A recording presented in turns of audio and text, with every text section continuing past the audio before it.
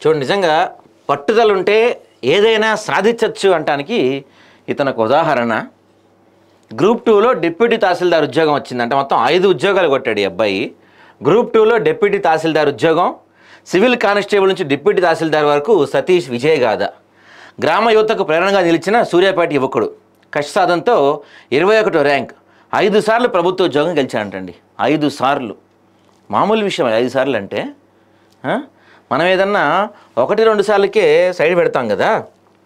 సూర్యాపేట మండలం కాసరాబాద్ గ్రామానికి చెందిన బొమ్మకంటి సతీష్ గౌడ్ మరో అద్భుత విజయాన్ని అందుకున్నారు.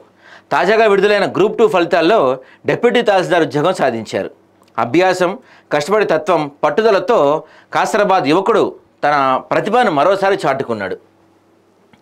సతీష్ గౌడ్ ఇప్పటి వరకు 5 సార్లు ప్రభుత్వ ఉద్యోగాలు సాధించడం విశేషం. 2014లో విడుదలైన గ్రూప్ 4 ఫలితాలు తొలిసారి గవర్నమెంట్ జాబ్ కొట్టాడు. ఆ ఉద్యోగంలో చేరి ప్రస్తుతం సూర్యాపేట జిల్లా కలెక్టర్ కార్యాలయంలో విధులు నిర్వర్తిస్తున్నారు. తర్వాత 2018లో సివిల్ కానిస్టేబుల్గా ఉద్యోగం వచ్చింది. అంతటితో ఆగకుండా 2023లో ఎస్ఐ ఉద్యోగం కూడా సాధించాడు. కానీ ట్రైనింగ్కి వెళ్లకుండా మరింత చదువుకు సమయం కేటాయించారు.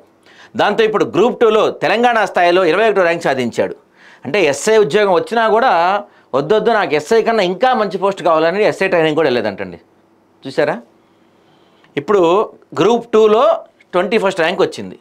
గ్రూప్ 3లో 18వ ర్యాంక్ వచ్చింది. చూసారా? తన కష్టసాధనతో ఒక్కొక్క దశలో విజయాలను సొంతం చేసుకున్నాడు. ప్రతి పోటీ పరీక్షలో కొత్త అవకాశాలను అందిపుచ్చుకున్నాడు. అధికారుల ప్రశంసలు పొందుతూ సహచరులకు ఆదర్శంగా నిలుస్తున్నాడు. తన లక్ష్య సాధనలో ఎప్పుడూ వెనకడుగు వేయలేదు సతీష్. గ్రామ యువతకు అతను ప్రేరణగా నిలిచాడు. పట్టుదల ఉంటే ఏది అసాధ్యం కాదని సతీష్ నిరూపించాడు. గ్రామస్తులు అతని విజయాలను ఘనంగా అభినందిస్తున్నారు. సతీష్ విజయాలు కాసరాబాద్ గ్రామానికే కాకుండా మొత్తం సూర్యాపేట జిల్లాకే గర్వకారణమయ్యాయి.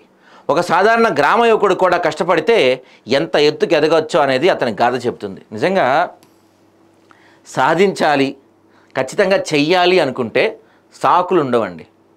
కొంతమంది చెప్తారు, నాకు ఇంట్లో గొడవగా ఉంది, నేను స్టడీ హాల్కి వెళ్ళి చదువుకుంటాను కొంతమంది చెప్తారు.